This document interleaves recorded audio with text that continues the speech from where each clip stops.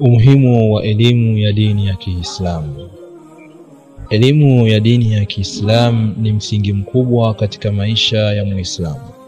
Ni nuru inayomuongoza mwanadamu kuelewa lengo la kuumbwa kwake, kumtambua Mola wake na kufuata njia sahihi ya maisha iliyojaa uchamungu na mafanikio ya kweli duniani na akhera.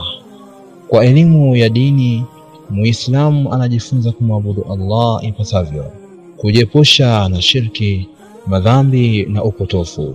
Aidha, elimu hii humfunza Muislamu adabu, maadili na namna bora ya kuishi na watu kwa haki, huruma na uadilifu.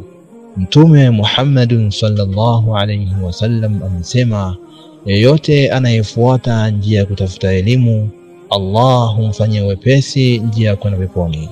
Elimu ya dini pia ni ngao dhidi ya ujinga na upotoshaji, na ndiyo msingi wa kuimarisha jamii ya Kiislamu yenye mshikamano na haki. Kupitia elimu ya dini, Muislamu hujua wajibu wake kwa Allah, kwa familia yake na kwa jamii kwa ujumla. Kwa hivyo, ni wajibu kwa kila Muislamu, awe mdogo awe mkubwa, mwanaume au mwanamke, kujitahidi kujifunza dini yake na kuifundisha wengine kwa hekima na upole.